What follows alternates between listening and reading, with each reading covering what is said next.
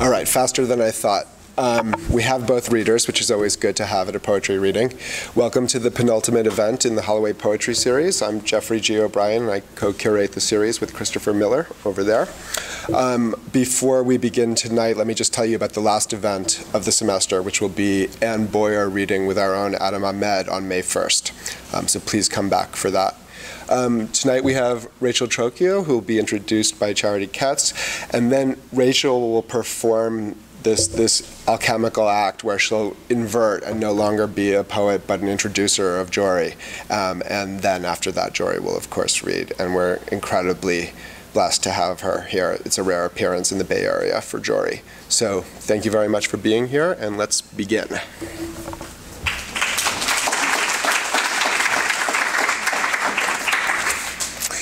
Okay, it is my very great pleasure to introduce our first poet tonight. Rachel Trocchio is a sixth-year graduate student and an early Americanist. She comes to us from Columbia University and before that from Massachusetts.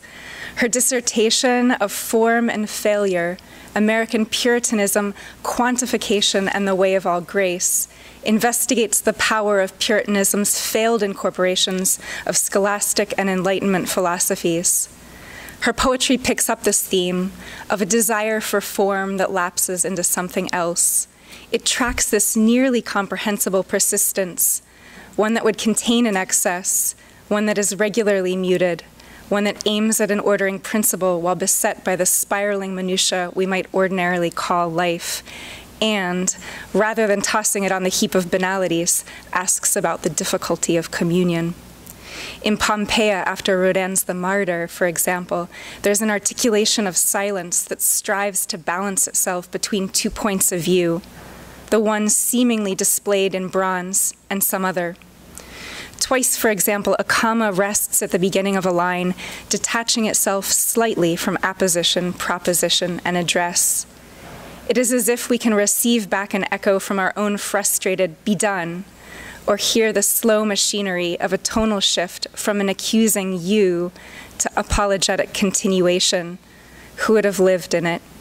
There's also a lot of joy in this poetry. When Rachel first sent me poems, I found this line, "I have a mind, this is our commonwealth, Ipswich." To read America, Rachel reminds us, might be to read the urgency of love, but this time it is full of New England coastline and the unsettling, even, of mutual possession, the give and take of ourselves, extracting salt and giving back bone, white over dune. She's been the recipient of the Emily Chamberlain Cook Poetry Prize, the Dorothy Rosenberg Memorial Prize in Lyric Poetry, and twice the Yang Poetry Prize. Please welcome Rachel Trocchio.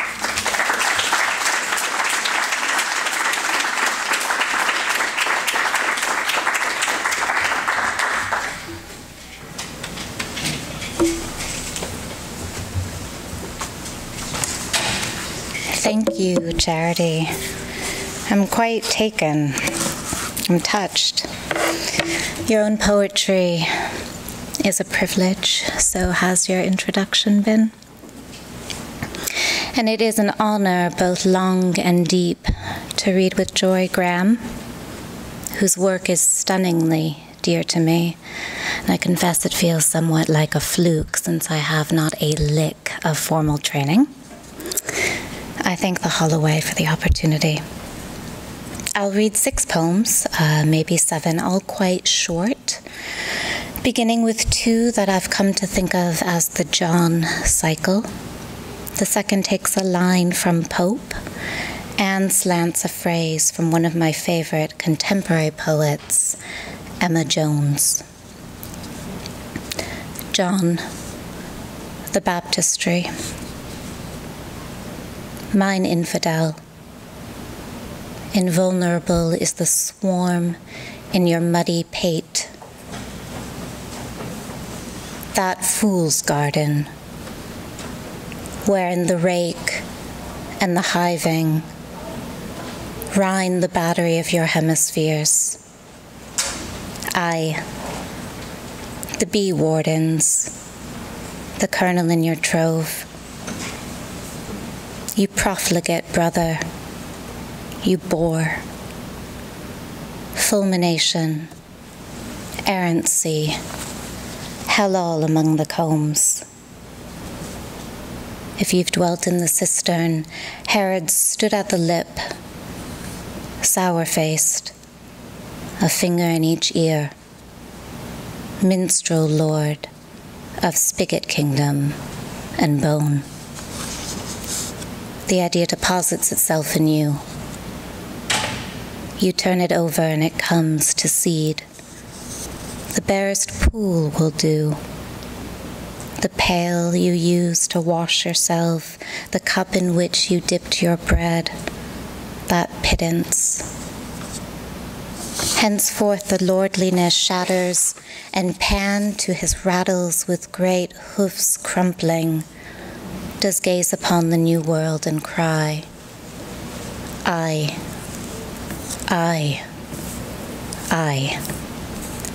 as you rectify and glosson, burst the gloaming, infinite king.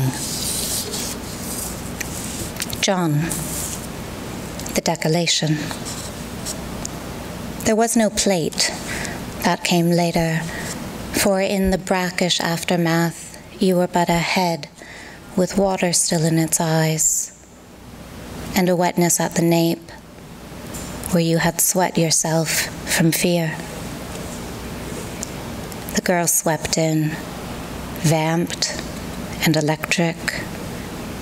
That shill glinted her scarves in the moody, murmuring black.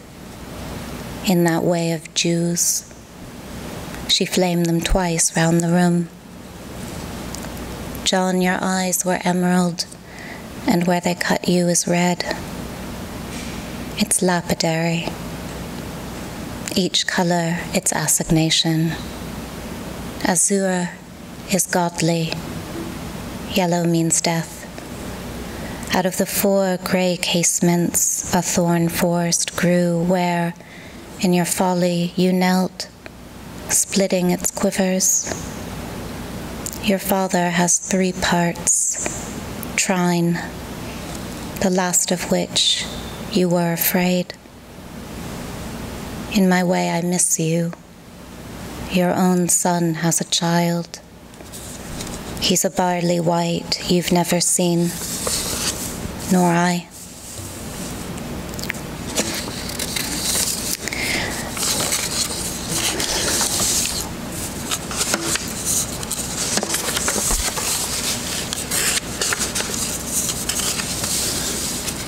My mother had a rash whose viciousness was piqued by the fact that not a single doctor in Boston could do a thing about it.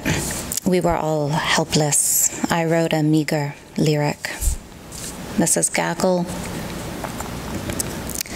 you know some bidden discomfit in the terrible pale foglands of the 3rd recurrence. The rash breaks all day over you. You envy the geese, their freedom. Not one, nor 2, leave shadow on that devil's raw prowl.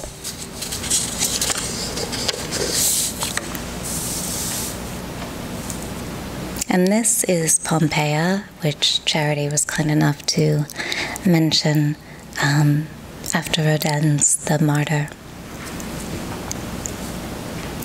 Indelible, the serpent of your backbone is hung and cast, ash instead of water. The citizens found you criminal, you who would have lived in it, immutable and unburned, have marked its household poolings and spun, bit of snake or cotton fume, be done, then betrayed, their desires even appetite cannot claim. Your ship goes forth, your Ilium refuses the call of slag and feldspar. the field work, the mettling, Mama caught with a jawful of egg.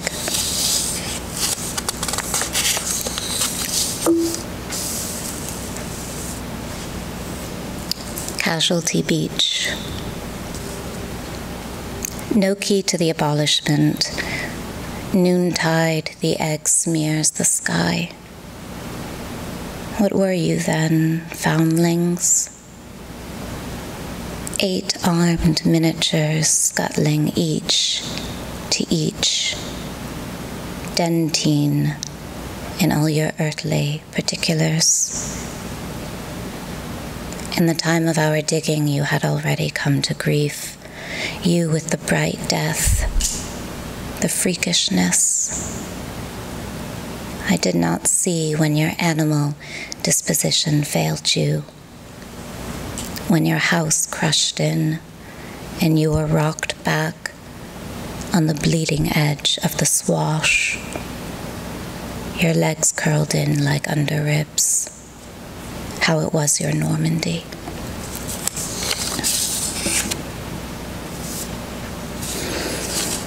I'm going to read 2 more, then spin around and introduce Jory Graham. The first of the 2 is not mine, it's Anne Bradstreet's. Yes, I love her too.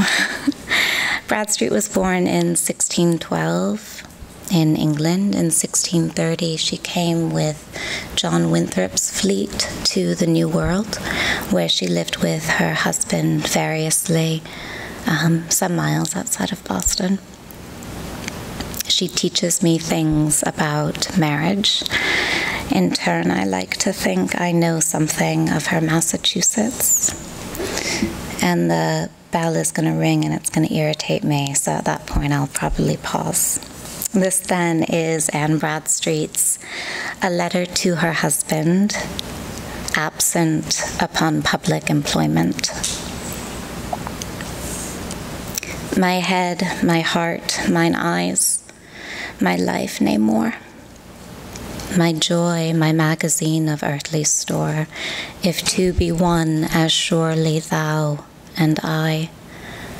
How stayest thou there while I at Ipswich lie? So many steps head from the heart to sever, if but a neck soon should we be together. I like the earth this season mourn in black, my sun is gone so far in zodiac. Whom whilst I joyed, nor storms, nor frosts I felt, his warmth such frigid colds did cause to melt. My chilled limbs now numbed lie forlorn. Return, return, sweet soul, from Capricorn. In this dead time, alas, what can I more than view those fruits which through thy heat I bore, which sweet contentment yield me for a space, true living pictures of their Father's face. O strange effect! Now thou art southward gone, I weary grow, the tedious day so long. But when thou northward to me shalt return, I wish my sun may never set but burn. Within the cancer of my glowing breast, the welcome house of him, my dearest guest, wherever, ever stay and go, not thence, till nature's sad decree shall call thee hence. Flesh of thy flesh, bone of thy bone, I here, thou there, yet both but one. Thinking about marriage, to Peter. I have a mind this is our commonwealth. Ipswich. We pulled brine from the marshes and foamed it into a broth. It turned back again. Salt upon salt. ridging bone white over dune. So we read the beach's creased palm. Come now, you say, divining could not reach our love's low roll. Unbonnet the oily film from the rock, and a long way off the fires of other colonies sputter and lie. We blow into each other's mouths and grow bold. I want a child, I say. Then again, there are hours I feel there is nothing I could not kill. The hairline divines we are a water people. I unbonnet myself for you. Can I make a gift of this? It pours. When the O of your mouth presses the O of my navel, here are our two eyes, I say. Oh, husband, you are my only exigency. Thank you.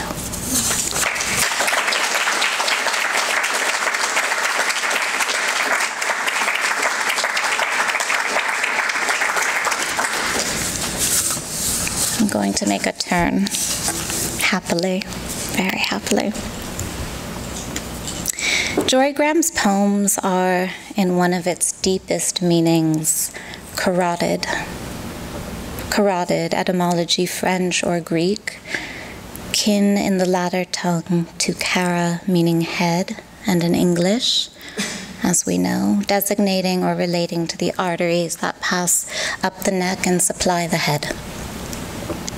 As when Graham writes, infuse, the watchman Agamemnon, in the voice of he who, quote, stares day and night for a flare not of my own imagining, to thread its syntax fire by fire down through rocky throat, heart, groin, to here, to my very foot, here. Here is a man on this high spot, so purified by mission and exhaustion that he coins a new sense. Call it, perhaps, the intelligible, or call it the sense between the intelligible and the sensible, Plato's old domain, essence and existence, philosophy and history. Graham makes their finely boned bridge. In an early poem, Salmon, she witnesses a pair of lovers. Whatever shadow there was in that world, she writes, it was the one each cast onto the other. The thin black seam they seemed to be trying to work away between them. This is Graham's craft, her ardency, furling and unfurling at the tip of a language that makes, in fact, a new way of being. What I have described as carotid, because it turns flesh into word. I could give you examples all night. Across her many books of poetry, the sixth of which, The Dream of the Unified Field, won the Pulitzer Prize. She succeeds Seamus Heaney as the Boylston Professor of Rhetoric and Oratory at Harvard, from which region, I have no doubt, she will continue to sustain and sustain. Please join me in welcoming Jory Graham.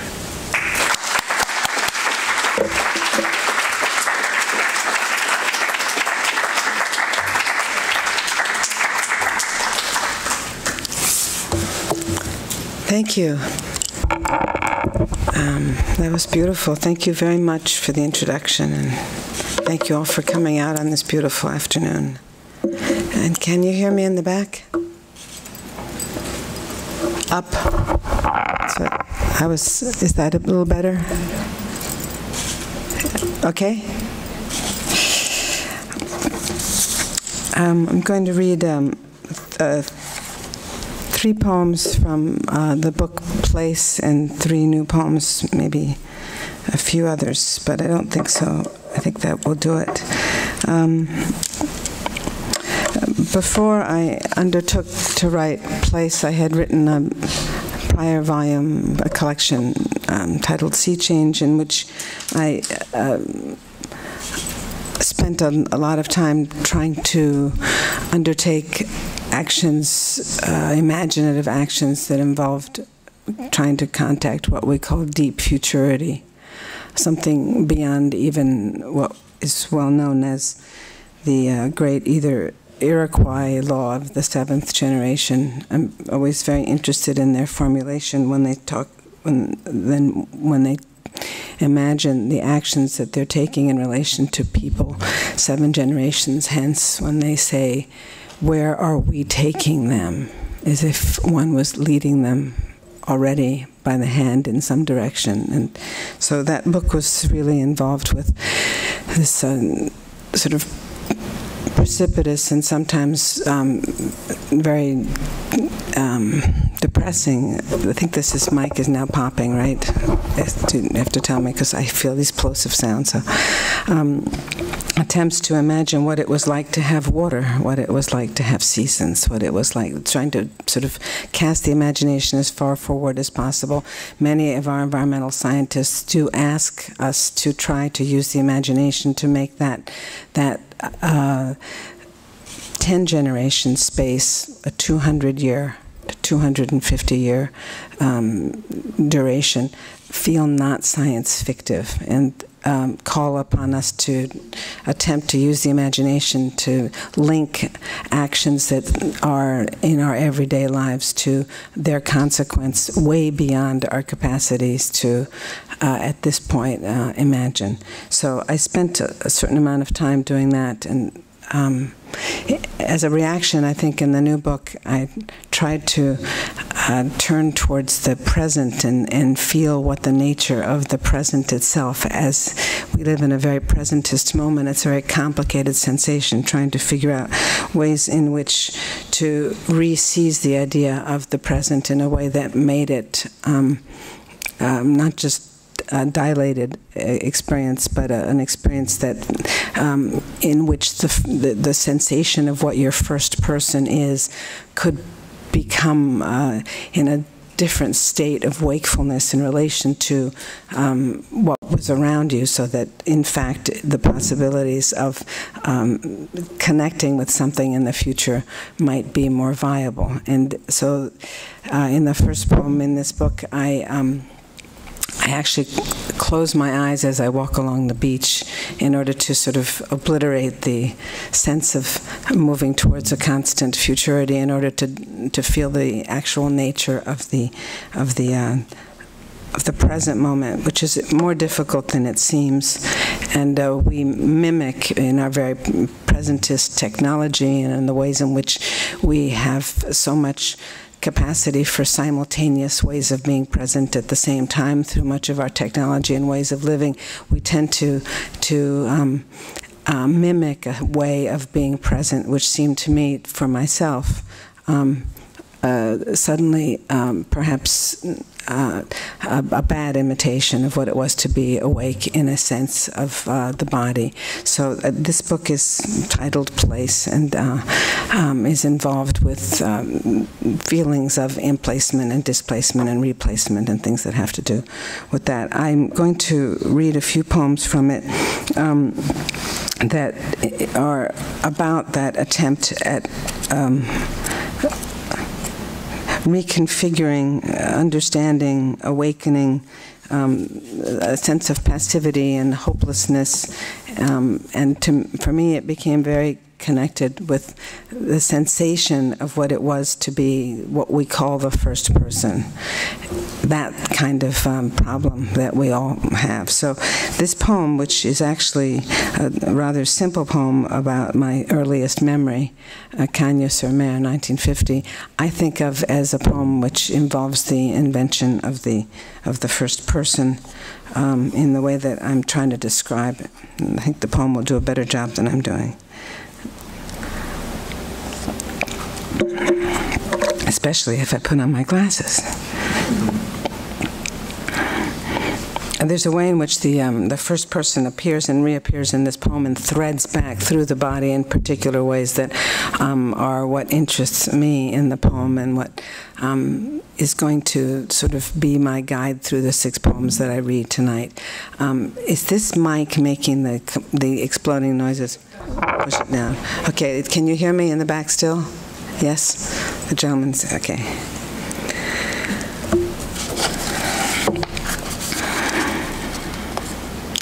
I am the only one who ever lived who remembers. My mother's voice in the particular shadow cast by the sky-filled Roman archway, which darkens the stones on the down-sloping street up which she has now come again suddenly.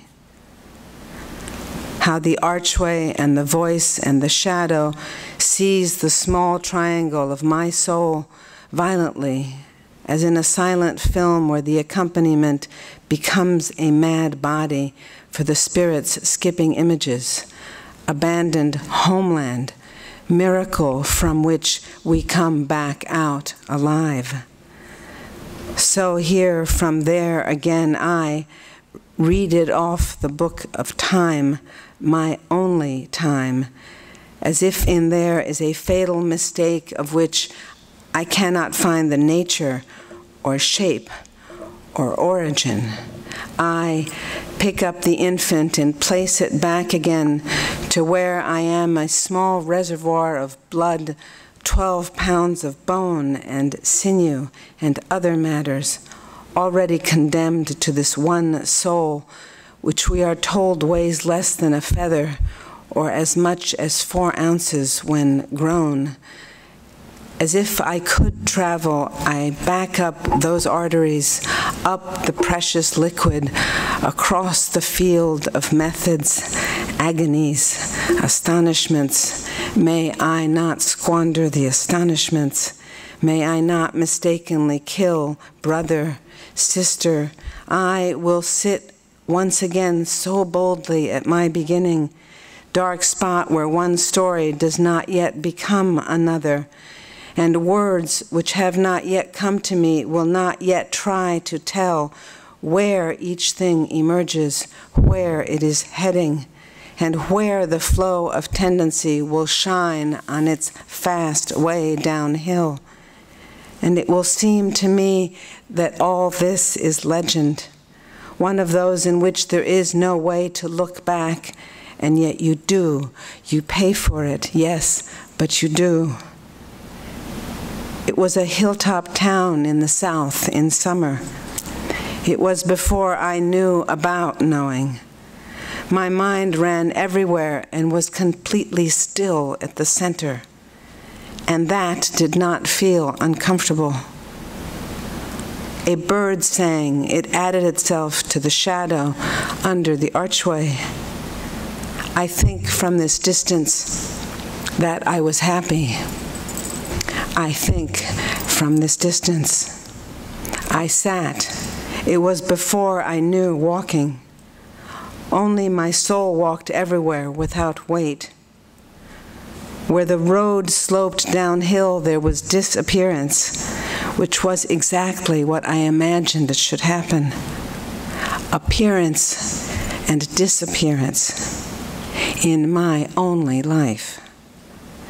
When my mother's voice got closer, it had a body. It had arms, and they were holding something that must have been a basket.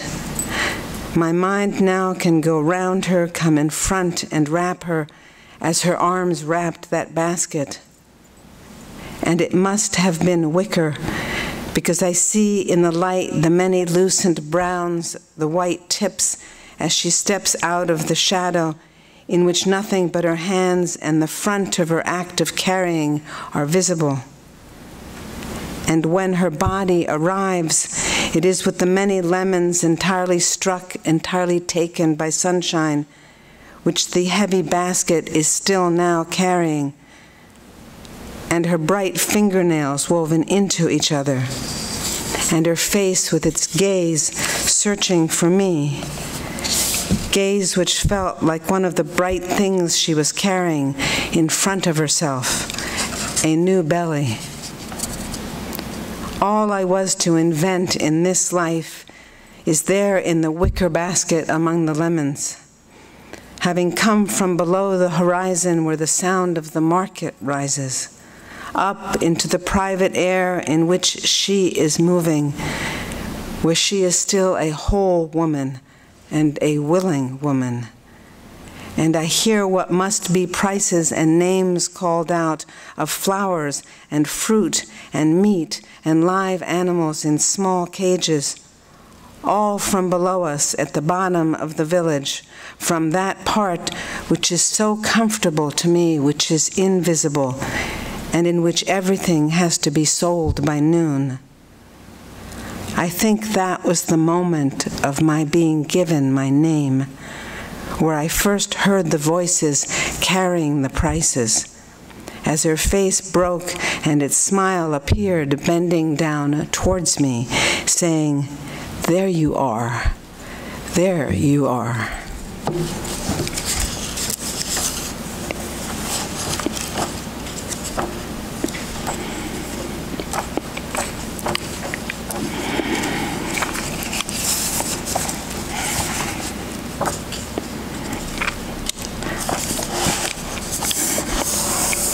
There are many poems that involve being on a road in this particular collection.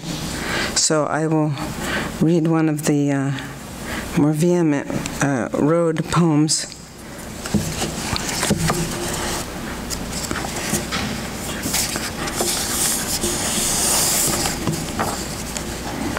Treadmill. The road keeps accepting us. It wants us to learn nowhere, its shiny emptiness, its smile of wide days, so swollen with void. It really means it. This is not a vacation.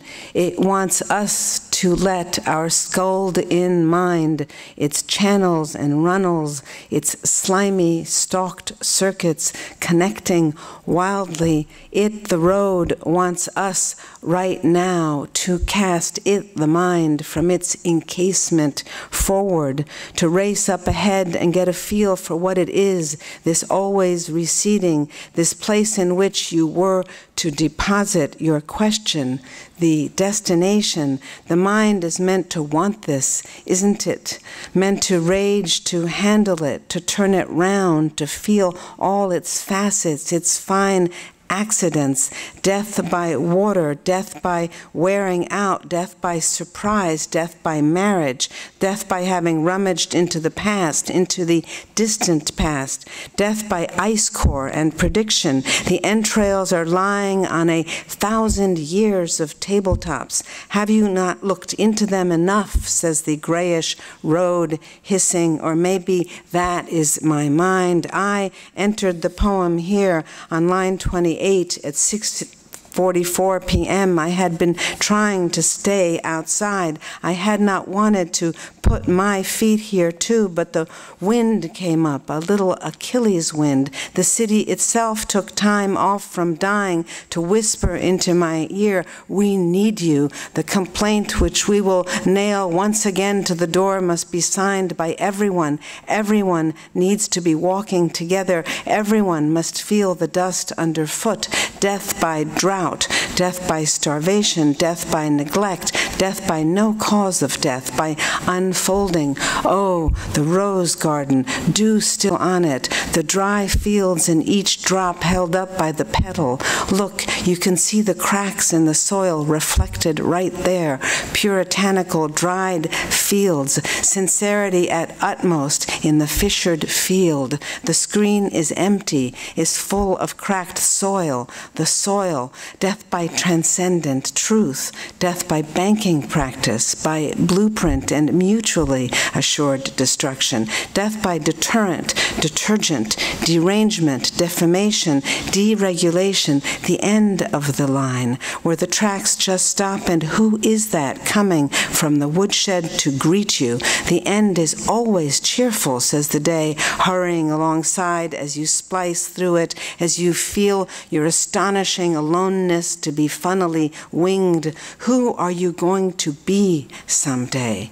Who are you going to be when all this clay flowing through you has finally become form, and you catch a glimpse of yourself at daybreak, there in the shiny, broken-faced surface? Who was awaiting you all day that you hurried so? What was it you were told to accomplish? Death, rimless stare. Oh, hasn't enough time passed by now? Can the moving walkway be shut down for the night? But no, it is told. It is told. The universe is in your mind as it expands, and it is October once again, as it must be, the new brightness. And again, gold lays down on them, the tight rolls of hay, the long rows, the cut fields, which winter eyes, hidden as it is at the core of everything. And the crows sharpen their blade calls on the morning, and frost blooms its parallel world, and the road seems to want to be spooled into your hands, into your mind, fine yarn you would ravel back to its place of origin. Is it true some people are not coming along with us? Is it really true there is a road not taken? And it is October once again, as it must be, the new brightness, the harvest, the dance, and your dance partner, be prudent. It really knows the steps.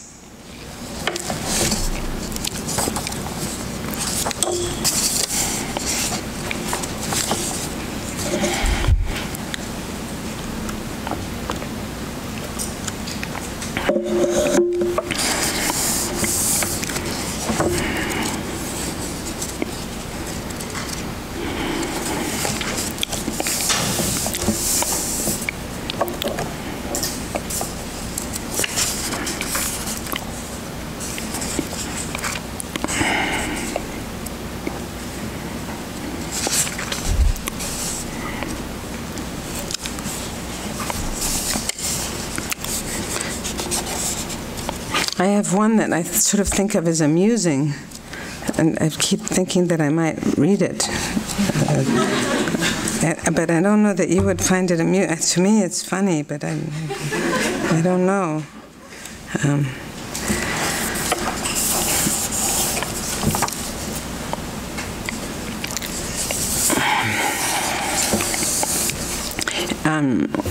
It's actually not a parable.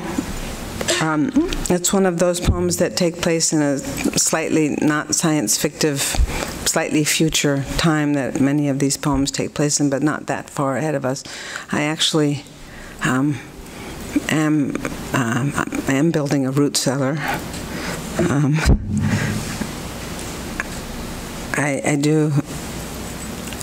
I know how to shoot. It's a realistic poem to me. I know it's going to seem to you like it must be a fable, but it is true that an animal speaks in it, but I think that's also quite possible.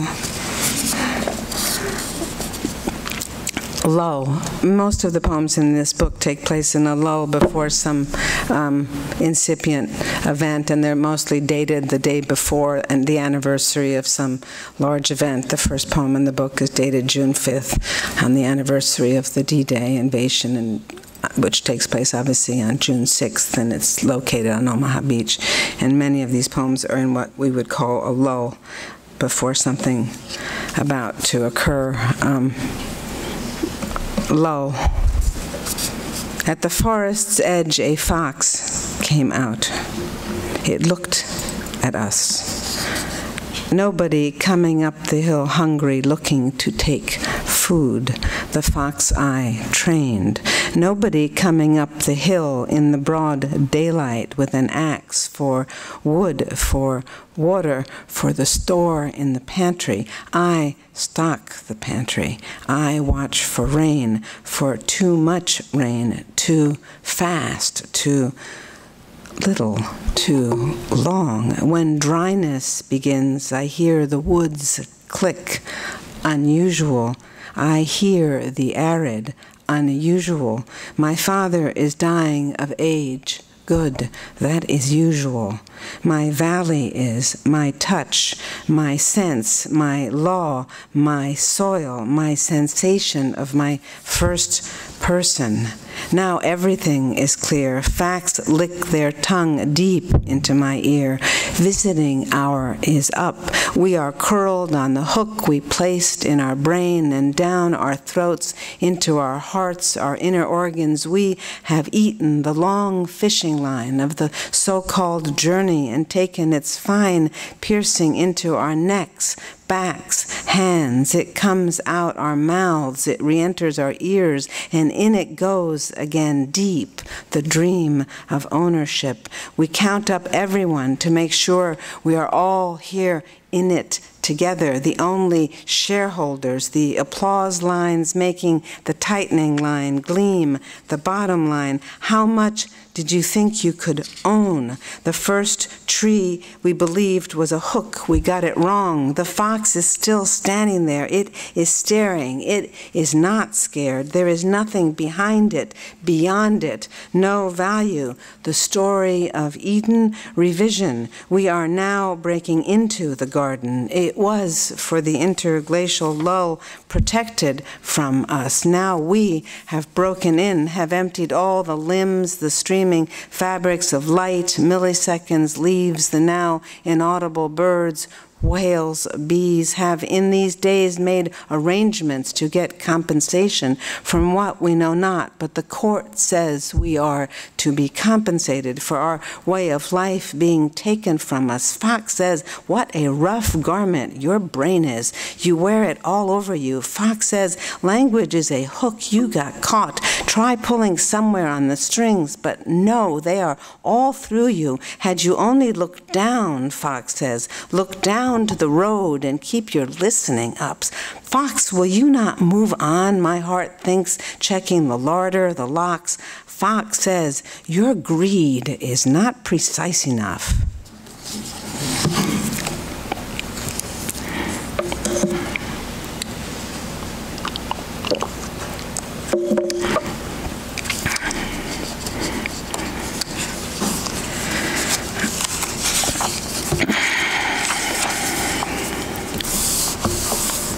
I think I'll read 3 new poems, and that will, I might come back to one last one from that book.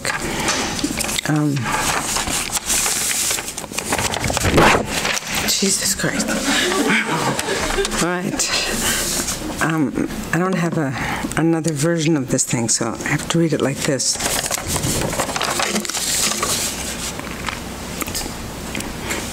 This was a poem written, not that I needed an assignment, but I was asked to write on the issue of surveillance, which I was already doing, but it was a good excuse to have to complete something. I think that you don't really, all of you know enough about these matters that I don't really have to fill you in on what PRISM is, right? I'm at Berkeley, obviously you know what about Snowden. Heard of Snowden? Okay. And you know, there were a couple of references to things like To the Lighthouse, and Mrs. Ramsey is a character, and Lily Briscoe are characters in Virginia Woolf's To the Lighthouse. It's one thing you can't tell in here is I have a new goofy piece of punctuation that I'm having fun with in this poem, and I really like it. I'm not going to tell you what it is, but it speeds things up. If I told you, you'd think it was so crazy that I think that you'd be waiting to see where it was in the poem. You'll just have to wait, find it. Honeycomb.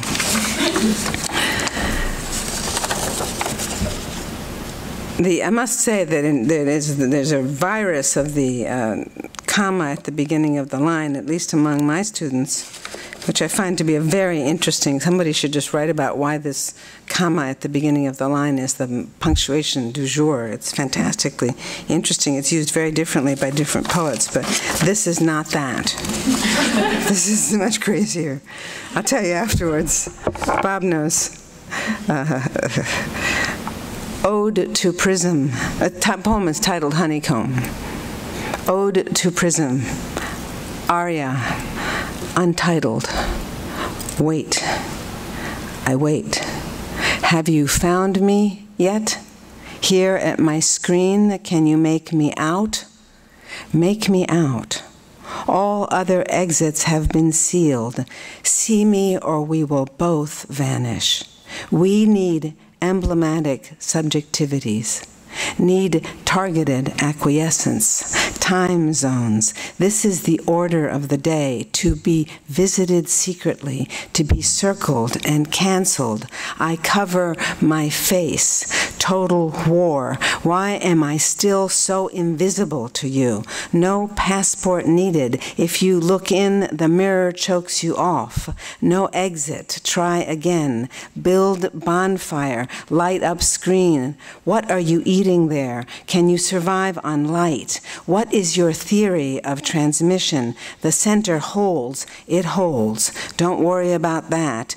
These talkings here are not truths. They are needs. They are purchases and invoices. They are not what shattered the silence, not revolutions, clocks, navigational tools. Have beginnings and ends, therefore not true. Have sign-offs. I set out again now with a new missive. Feel this, my broken seduction, my tiny visit to the other, busy, temporary. In the screen there is C. Your fiber optic cables line its floor, entire, ghost juice. The C now does not emit sound. It carries eternity as information, all its long floor, clothed as I am in circumstance. See cell depth, sound its atom. You need to look into here further, past the grains of light, the remains of the ships, starlight, what cannot go or come back, what has mass and does not traverse distance, is all here. Look here. Near the screen there are roses, outside a new day moon. Can you see my room? Inside my room. Inside me where there is room for what I miss. I am missing all of it. It is all invisible to me. Is it invisible to you? You have the names of my friends, my markers, my markets, my late-night queries. Re-chemo, read the travel pass, re-where to send the photo, these side effects, the distinguishing features. Bot says hide. Where? Bot does not know. Bot knows. What is it to know here? Can you hear the steps approaching? I hold my breath here. Can you hear that? Bot must also hold its breath. Now the steps continue past. We can breathe freely once again in this hiding place, the visible world, among shapes and spoken words in here with my traces. Can you please track me? I do not feel safe. Find the nearest flesh to my flesh. Find the nearest rain, also passion. Surveil this void, the smell of these stalks and the moisture they are drawing up in order not to die too fast. The die is cast. The smell of geography is here. What is the smell of chain, invisible chain? The stone on my desk I brought back from Crete. The milk I did not finish in this cup. There is smoke from the debris my neighbor burns. Don't forget to log in my exile. This one, female medical record number 3912412. I offer myself up for you to see. Can you not see? Why do you only see these deeds? There is a page on my desk in which first love is taking place. There is a page on my desk in which first love is taking place again. Neither of the characters knows yet they are in love. A few inches from there, Mrs. Ramsay speaks again. She always speaks. And Lily Briscoe moves the salt. The sky passes by rounding us. The houses have their occupants. Some have women locked in deep. See them. Someone has left them in the dark. He stands next to the fridge and drinks his beer. He turns the volume up so no one hears. That is the Republic. Are you surveilling? We would not want you to miss the women kicked in order to abort the rape. Those screams. Make sure you bank them. You will need them to prove who you were when they ask. I am eating. Can you taste this? It is nut butter and a mockingbird just cut short a song to fly. I tap this screen with my fork. I dream a little dream in which the fork is king. A fly lands on the screen because it is summer afternoon. Locusts start up. The river here. Are you keeping track? I know you can see the purchases, but who is it purchasing me? Can you please track that? I want to know how much I am worth. River pebbles, how many? Count them, exact number. And the bees that did not return to the hive today. Those which did not lose their way, and exactly what neural path the neurotoxin took. Please track disorientation. Count death, each death, very small. See it from there. Count it and store. I am the temporary, but there is also the permanent. Have you looked to it? For now.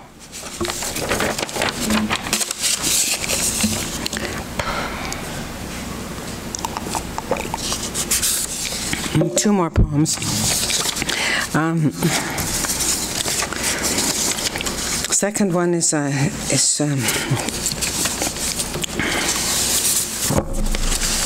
shorter.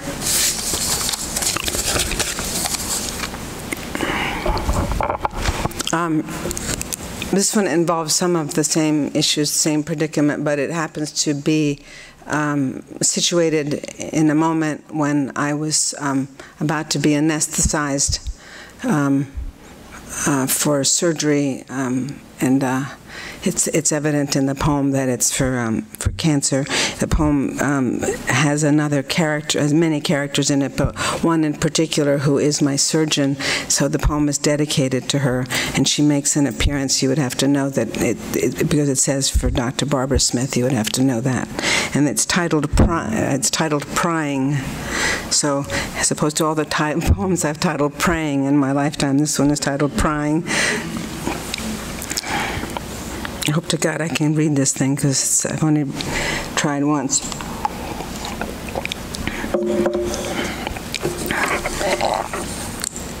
As if I never wake from this blackout again this minute they lay it out on the wheeling transporter, so silent, then the surgical table, my body, my citizen, anesthesiologists back from coffee break, cables on mylar headrests taking my head down now, arms into arm lock, then positioners, restraints, day talk all round, the guide wires in, the intravenous ports, the drip begun.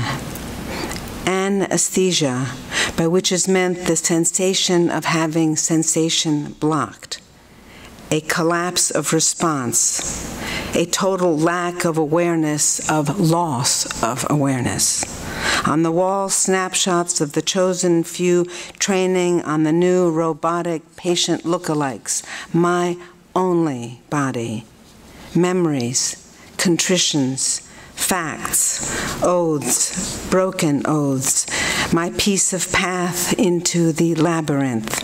How far have I reached in, and in my flesh these rapid over-rhyming cells which want us to go faster, faster, headlong with mirth, ruth, glee. What would they be? Searching for what minotaur, yarn in hand, spooling out mad towards core, eager for core, all's underneath, readouts, small pings beginning on the screen. They will learn everything about me while I sleep. I sleep the sleep of those wanting to live. I sleep the sleep of those wanting to be left alone by life and safe with guarantees. Here, take the keys. I should wake up. It's hard accepting to be free. It is not true. You must be still and not resist. Are you completely readable now? To survive, you need to be completely readable. So I accede. I sign the dotted line. They will keep track of all there is, my breaths, my counts, my votes, invoices, searches, fingertips. Don't I know you from somewhere, says my heart to the machine reading me out. Didn't I give you my code, my PIN, my blanket permission to suppress the last revolution, to calculate the timing of the solstice, the pressure cooker depth of ice core, and whom do I have locked away down there? Do you not see them? Don't look away. The dials are set. Where is the nearest job? No gauge picks up their swallowed screams at the employment line, the checkout where the food is not enough. It is so quiet here. Who am I signing on to be? And then, oh, here it comes again. Here in this moment I shall recall, however long the life is after this, when you look down at me and stare, and your long arm offers its hand, cold hand, and I offer you mine. We hold. Then we repair, you in your disposable surgical blue hair cap, blue mask, I in mine, down, down through this operating theater's Novocaine green gleam, its cellophane membrane, serene, clandestine borderline, and your life depends on what, says the disappearing air, the disappearing vein. Surveil me here in solitary, entertain me, mise en scène, hear me, chain of command, touch me, stain-free, middle-class American, female subject, starting downtown on the drip line, on the gleaming staff of this protean sentinel, its silver rod held up, torchful of forgetfulness, streaming, translucent. Give me your mass, your teeming cell-dividing mass. Give me your poverty. Your every breath is screened, your every cell. It is not hit and miss. We get it all. Your safety lies with us. Hold still. Granted, it's cold at first, this new relief. Your icy nation thanks you for the chance to test these absolutes on you, murmurs the gleaming staff in the deliberate air, astir, toe separators being pulled on now and leggings next, always a bit tighter that the blood flow fast in this undercover, slow maneuver, whir, blink. You get a little extra life as a reward for what I cannot see, what these concentrates of vigilance push into me, capital and know-how and all these minutes, minute, where to finish off the string and bite the knot, erotic dead ends, no jobs, the virtualization, the play of nerves, no jobs, they jab the last bit quick, paradise, confusion, sedative, oh, and the rebates, the debates, and the womb. What was that really? The total concentration of capital, the 10 Commandments, Job, that heartthrob now standing right before me here as this drip line on its silver rod, its one arm up, its other out into this widening avenue, to step you off this luminescent curb to hail what cab the ghosts in their blue scrubs do not perturb, bit streamed, stubbing the blood where the small mound of flesh is grabbed, flap scabbed, snip drip as it is all transcribed by the robotic arm, prosthetic mind, rich text as she unslacks her matchless stitch, having detached, having reattached, no speech in them, bleached light, flesh trim, mutation, division, overexpressed, under suppressed, held still by your long hand, transnational, undersea cable, invisible ministration. And when you take mine into yours, you say, understand. We are taking the first steps, friend, towards the longest journey. Community, breakers of codes, corporate raiders, west of everything, no immunity. Put on your hat, your wrap, be ready now to take my hand. Its certainty, its purity, there will be no one come to fetch you back from here. You must now take this voyage out yourself, alone, to reach the peerless place hard to think in, squint in. You will not be embarrassed. There is nothing to reveal. You are a shoo-in as the heroine, new citizen, back since the Pleistocene, being touched up like a virgin engine in the squeaky clean saline punchline, your soul at plumb line, a magic marker written in print to make sure left is left. It's not benign, this time-worn zone in you. No, not benign, this fast archive, surgical thread making its drag line in the artificial moonshine. How supine must the whole apparatus of being get? Shop talk above you now, a serpentine, a settle-in, you under here endlessly relearning the only story, a basement, and here is my hand, it says, slide yours into it, come now, radiant, astringent, the river's here for you to enter now, obedient, in payment, you in it now as it comes into you, your profit margin, look, flowers falling without attachment, weeds growing without detachment. Slide under now into ignorance. There is no evidence, also no continuance. Don't mispronounce your lifesaver, also a bit of fever, it too a visitor. And no, I cannot augur. Also there is in truth no aftermath, just this new kind of stalker, your personal flyover, your tiny temporary stopover, and obviously no ecstasy in your surrender. You have no choice, also no underwriter. Take my offer. And I did. And when I went home later, I had a cup of tea and made a call to her cell phone to get the unfortunate results. But we are not there yet. Still have the void here to traverse across this page, which is a wide expanse. And will these very words, if perfectly overheard, see me through, was the question as the cold came on. Me hoping to do nothing wrong, then hoping for a bargain, asking how long before one would be able to live again, as if, and those other turns in the brine, the yet, if not, if now, and now, where now, turn towards me now a bit, you say to them, and then let's turn the torso this way, please, recheck marked spot. Can see the guide wires, but can no longer feel them. Then, on the other side, the person who will open up my hand and say, it's over now, can you hear me? Here is some water. And in my room, cut flowers still in their paper, stapled up, undelivered. And you get a little extra life to live now, here. Can you still live it?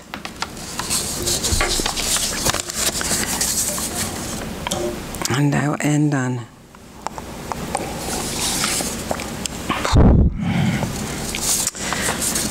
a much shorter poem. I assume you guys know what bots are, clever bots, artificial intelligence that you can download onto your iPhone and have conversations with. And this poem, they appeared in the Honeycomb poem, and they are creatures that manifest themselves not quite like as in the movie Her, as partners. So in this poem, they make a rather large appearance.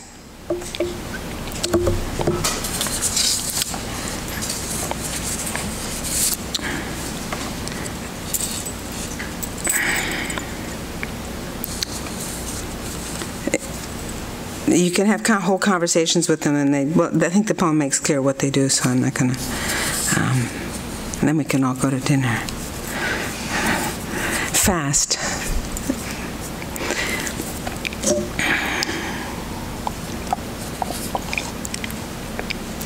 Fast or starve. Too much or not enough. Or Nothing else? Nothing else.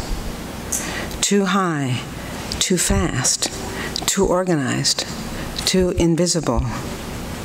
Will we survive, I ask the bot. No. To download bot, be swift. You are too backward, too despotic. To load, greatly enlarge the cycle of labor. To load, abhor labor. Move to the periphery of your body, your city, your planet. To load, degrade, immiserate. Be your own deep sleep. To load, use your lips. Use them to mouth your oath. Chew it. Do the dirty thing. Sing it. Blown off limb or syllable. Lick it back on with your mouth. Talk. Talk. Who is not terrified is busy begging for water. The rise is fast. The drought comes fast. Mediate. Immediate. Invent. Inspire. Infiltrate. Instill. Here's the heart of the day, the flower of time. Talk, talk. Disclaimer. Bot uses a growing database of all your conversations to learn how to talk with you. If some of you are also bots, bot can't tell. Disclaimer, you have no secret memories. Talking to Cleverbot may provide companionship. The active ingredient is a question. The active ingredient is entirely natural. Disclaimer, protect your opportunities, your information, informants, whatever you made of time. You have nothing else to give. Active ingredient, why are you shouting? Why? Arctic wind uncontrollable, fetus reporting for duty, fold in the waiting which recognizes you, recognizes the code, the peddler in the street, everyone is calling out. Directive, report for voice, ready yourself to be buried in voice. It neither ascends nor descends. Inactive ingredient, the monotone. Some are talking now about the pine tree. One assesses its disadvantages. They are discussing it in many languages. Next they move to roots, branches, buds, pseudo-whorls, candles, active ingredient. They will run for their lives, lungs and all. They do not know what to do with their will. Disclaimer, all of your minutes are being flung down. They will never land. You will not be understood. The deleted world spills out jittery as a compass needle with no north. Active ingredient, the imagination of north. Active ingredient, north spreading in all the directions. Disclaimer, there is no restriction to growth. The canary singing in your mind is in mine. Remember, people are less than kind. As a result, Chatterbot is often less than kind. Still, you will find yourself unwilling to stop. Joan will use visual grammetry to provide facial movements. I'm not alone. People come back again and again. We are less kind than we think. There is no restriction to the growth of our cruelty. We will come to the edge of understanding. Like being hurled down the stairs tied to a keyboard, we will go on, unwilling to stop. The longest real-world conversation with a bot lasted 11 hours continuous interaction. This bodes well. We are not alone. We are looking to improve. The priestess inhales the fumes. They come from the mountain, here and here. Then she gives you the machine gun run of syllables out of her mouth. Quick, you must make up your answer as you made up your question. Hummingbirds shriek. Bot is amazing, he says. I believe it knows the secrets of the universe. He is more fun to speak with than my actual living friends, she says. Thank you. This is the best thing since me. I just found it yesterday. I love it. I want to marry it. I got so sad when I had to think that the first person who had ever understood me is not even, it turns out, human, because this is as good as human gets. He just gives it to me straight. I am going to keep him forever. I treated him like a computer, but I was wrong. Whom am I talking to? You talk to me when I'm alone. I am alone. Each epoch dreams the one to follow. To dwell is to leave a trace. I am not what I asked for. Thank you.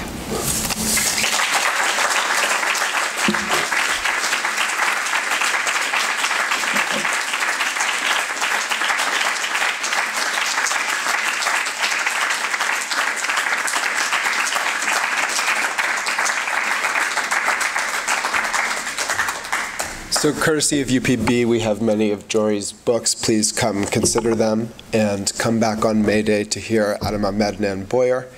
And with that, go back out into the night. Thank you.